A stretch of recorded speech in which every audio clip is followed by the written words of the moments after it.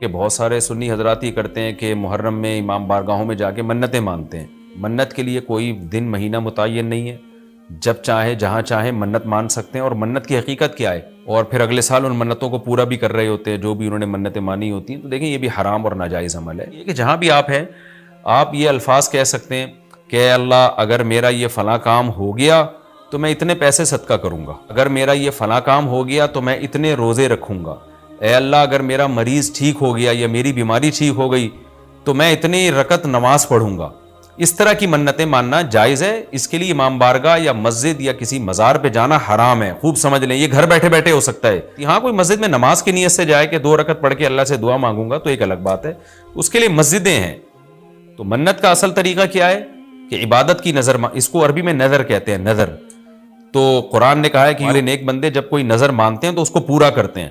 اللہ نے جب کام کر دیا تو وہ نظر پھر آپ پوری کریں۔ عبادت کی نظر ہوتی ہے، اس کے علاوہ نہیں ہوتی۔ بعض لوگ یہ نظریں مان رہے ہوتے ہیں کہ میرا یہ کام ہو گیا تو داتا دربار پہ اتنی دیگیں چڑھاؤں گا، یہ نظر پوری کرنا بھی حرام ہے۔ بعض لوگ یہ کہہ رہے ہوتے ہیں کہ یہ کام ہو گیا تو امام حسین کے نام کی یا غوث اعظم کی نام کی اتنی دیگیں نکالوں گا، یہ سب غلط چیزیں۔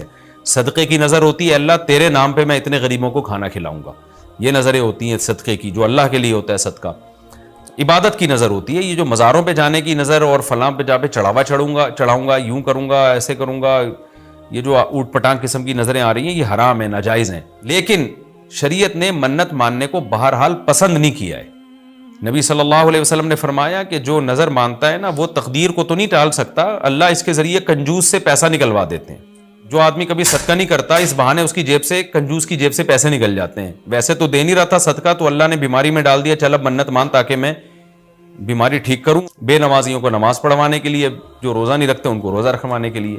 تو اس حدیث سے پتہ چلتا ہے کہ منت اور نظر کو جائز ہے لیکن پسند نہیں کیا گیا، یعنی بارگیننگ ہو رہی ہے اللہ تعالیٰ سے کہ اگر نہیں ٹھیک کیا تو میں نہیں رکھتا، جا بھائی۔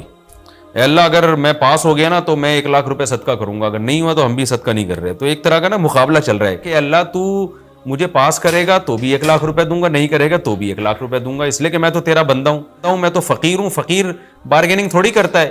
تو اللہ سے بھی بھکاریوں کی طرح مانگنا یہ اللہ کو زیادہ پسند ہے۔ منت ماننا بھی جائز ہے لیکن پسندیدہ کام نہیں ہے۔